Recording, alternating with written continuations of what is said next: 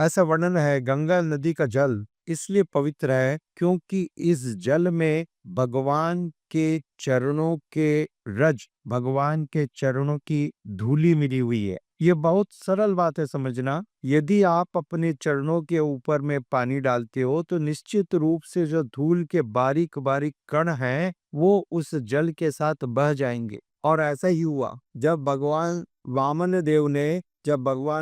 देव ने बलि महाराज के कहने पर ये पृथ्वी को नापा तो उनके चरण इतने बड़े थे कि इस पृथ्वी के जो बाहरी आवृत है विरज नदी का, उस विरज नदी को पार करके उनके चरण बाहर निकल गए। और इस कारण से परिणाम ये हुआ कि जो विरज नदी का जल है उस जल से भगवान के चरणों का प्रक्षालन हुआ, चरण धुले और वो जल इस पृथ्वी लोक पर आया। तो इस प्रकार से उस जल में भगवान के चरणों की धूल मिली हुई है और इस कारण से वह जल इतना पवित्र है, सभी को पवित्र करने वाला है। It will purify everything and everyone. और भगवान के चरणों का प्रक्षालन के करने कारण श्री चरणों की धूल इसमें मिली हुई है। भगवत गीता भी इसी प्रकार से समान रूप से पवित्र करने वाली है क्योंकि भगवान के मुखार विद से निकली है। क्योंकि भगवान ने ब्रह्म संहिता में ब्रह्मा जी बतलाते हैं, अंगानि यस्य सकलेंद्रिय वृत्तिमंति। भगवान किसी भी अंग से किसी भी अंग का कार्य कर सकते हैं और सब कुछ समान रूप से शक्तिशाली है, सब कुछ समान रूप से प्रभावशाली है। भगवान के मुख कमल से निकली हुई है भगवत गीता की गंगा, यह भी समान रूप से प्रभावशाली है। इसलिए इन वचनों को सुनने पर, इन वचनों को समझने पर हमारा शरीर और आत्मा दोनों शुद्ध होती है। ठीक है, even the our soul is also purified. सिर्फ इस जन्म में नहीं, पूर्व जन्म में किए हुए पाप भी इस गंगा से मुक्त हो जाते हैं, समाप्त हो जाते हैं। इस संसार की गंगा में स्नान करने से इस जन्म में किए हुए पापों से मुक्ति मिलेगी। परंतु भगवान के मुखार बिंद से निकली हुई है जो भगवत गीता की गंगा है, यह पूर्वकृत पापों को भी समाप्त कर देगी क्योंकि जीवन को बदलने के लिए प्रेरित करेगी। ठीक है, changing the lifestyle, changing the habits. और जब जीवन शैली बदल गई, हमारी आदतें बदल गई और पाप करने की वृत्ति, निराहारस्य देहिनः,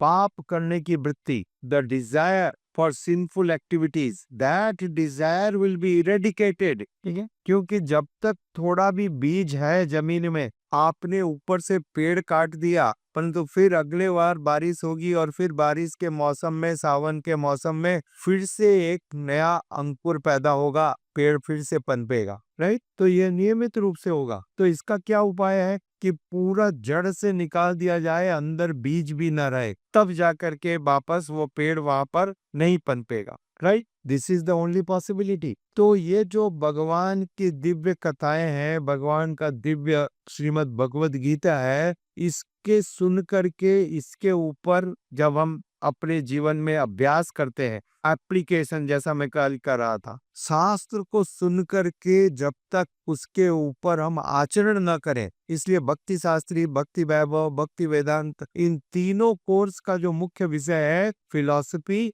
and application, philosophy and application. Without application it will not yield result. अच्छा से अच्छा अमृत हो, परंतु उस अमृत की बोतल को आप बाहर से चाटोगे और उस अमृत की बोतल का पूजा करोगे तो लाभ क्या मिलेगा? उस अमृत की बोतल का ढक्कन खोल करके उसको पीना पड़ेगा, पीने पर लाभ मिलेगा। राइट, सिमिलरली इन सिद्धांतों को जीवन में उतारना पड़ेगा। जब हम इन सिद्धांतों को अपने जीवन में यापन करेंगे, जीवन में उतारेंगे, तब हमको इसका लाभ मिलेगा, अन्यथा नहीं, otherwise not possible. So this is for application, जैसा कि बताया गया शास्त्र में, गीता अध्ययनशीलस्य प्राणायाम परस्य च नैव सन्ति पापामि पूर्व जन्म कृतानि च। पूर्व जन्म कृतानि च, जो पूर्व जन्म में किए हुए पाप हैं, जो प्रारब्ध है, उसको भी यह समाप्त करने वाला है, जो कार्य और कोई नहीं कर सकता।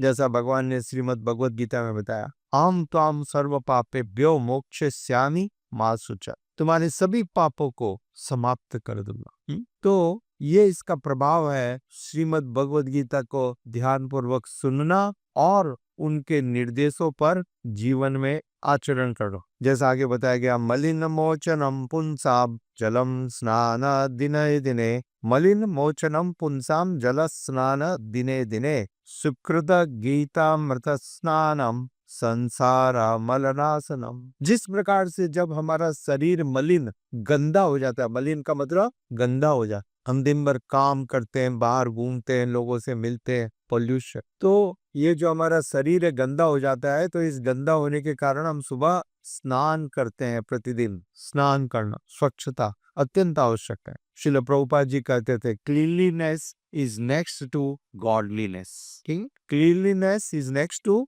भगवत भावना के बाद में जो दूसरा नंबर आता है वो स्वच्छता का है। कलयुग का प्रभाव क्या है? लोग स्वच्छता मेंटेन नहीं करते। परंतु आज हम देख रहे हैं जो इतने भौतिकवादी लोग हैं, वो लोग भी स्वच्छता के ऊपर इतना ध्यान दे रहे हैं। आप जाओ एयरपोर्ट पे, आप जाओ रेलवे स्टेशन पे, आप जाओ हॉस्पिटल्स में, मॉल में, सब जगह लोग स्वच्छता के ऊपर इतना ध्यान दे रहे हैं। इसलिए भक्तों को भी स्वच्छता के ऊपर अत्यंत ध्यान पूर्वक सचेत रहना चाहिए। जब श्रील प्रभुपाद जी किसी मंदिर में जाते थे और मंदिर के भक्तों को मालूम पड़ता था कि प्रभुपाद जी आने वाले हैं, तो 8 दिन से मंदिर में कोई भी भक्त रेस्ट नहीं करता था। सारे के सारे चिंतित रहते, कहीं पर भी धूल का एक कण नहीं दिखाई दे जाए, नहीं तो श्रील प्रभुपाद जी नाराज होंगे। एक बार की बात है, एक मंदिर में श्रील प्रभुपाद जी गए और वहां पर सारे भक्तों ने अद्भुत रूप से सफाई की और माता जी वहां की इंचार्ज थी। और श्रील प्रभुपाद जी प्रवचन करने के लिए बैठे और माइक पे प्रवचन कर रहे थे और फिर उन्होंने आंखें ऊपर की, लाइक फॉर डिसअप्रूवल। तो माता जी को बड़ा आश्चर्य हुआ, प्रभुपाद कुछ तो एकदम everything is a class clean shining, why you are not satisfied. Srila Prabhupada ji ने ये माइक की डंडी के ऊपर हाथ, अंगुली को फेरा और उस अंगुली को उठा के दिखाया। So this is it. Everything. There should not be any room for dust to settle. इसलिए चेतो दर्पण मार्जनम, हम प्रतिदिन अपने चित्त रूपी दर्पण का मार्जन करते हैं, साफ करते हैं, स्पार्कलिंग क्लीन, जिससे हमारा चित्त पूरी तरह से साफ रहे। क्योंकि हर दिन इसके ऊपर इतनी सारी धूल, इतना सारा अनर्थ इसमें जाने अनजाने में भी प्रवेश करता है।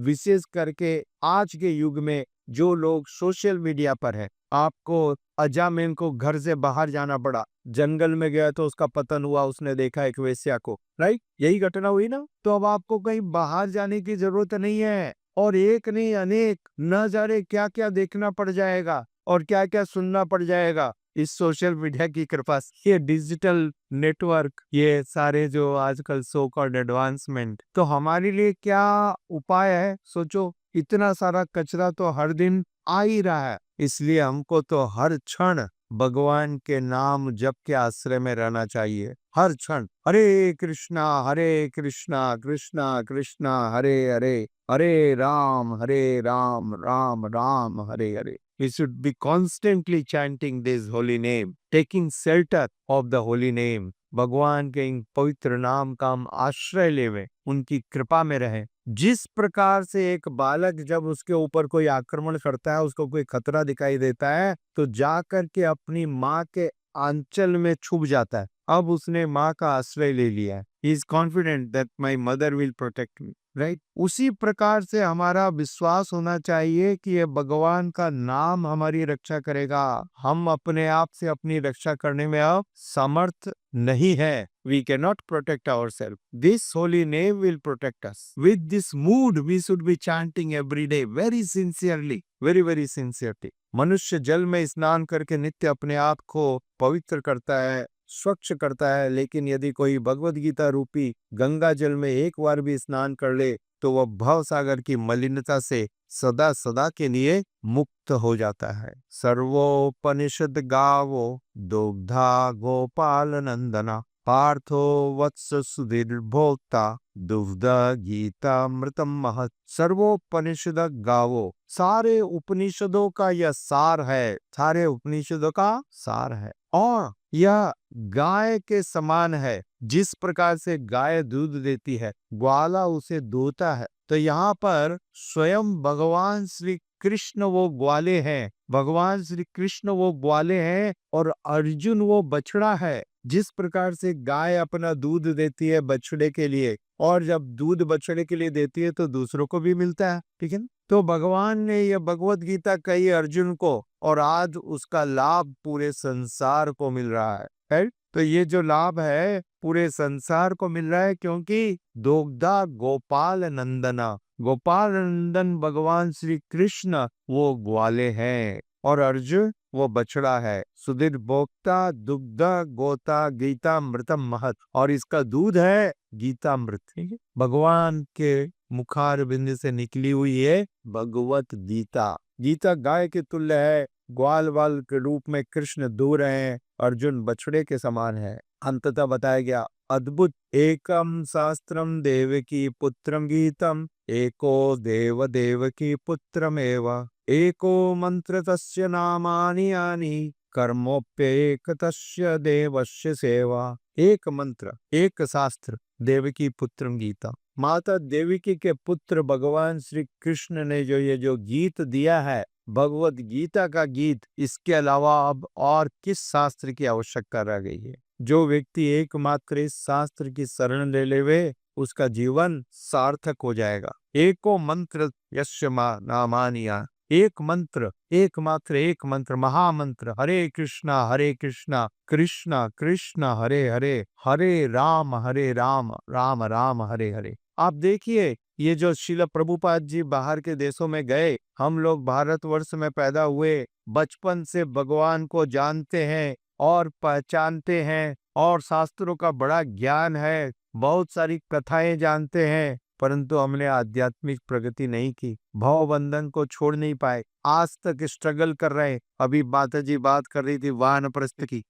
डिटैचमेंट एंड प्रैक्टिसिंग ऑस्टेरिटी, तपस्या। तो बड़ा सा बड़ा व्यक्ति इससे निकल नहीं पाया, 70 साल के होने के बाद भी गोली लेकर के साथ में सोना है, ठीक है? तो प्रभुपाद जी अमेरिका गए और वहां पर 15 साल, 16 साल, 18 साल के बच्चों को, युवक युवतियों को यह भगवान के दिव्य नाम जप में प्रेरित किया, और उन्होंने श्रील प्रभुपाद जी के मुखार बिंद से ध्यान पूर्वक यह भगवत कथा सुनी, निर्देश सुना, भगवान के दिव्य नामों का एक का मंत्र इस नामानी, एक मंत्र करना प्रारंभ किया, हरे कृष्णा कृष्णा कृष्णा हरे हरे, हरे राम राम राम हरे हरे। और उसका परिणाम क्या हुआ? 2 साल, 4 साल, 6 साल,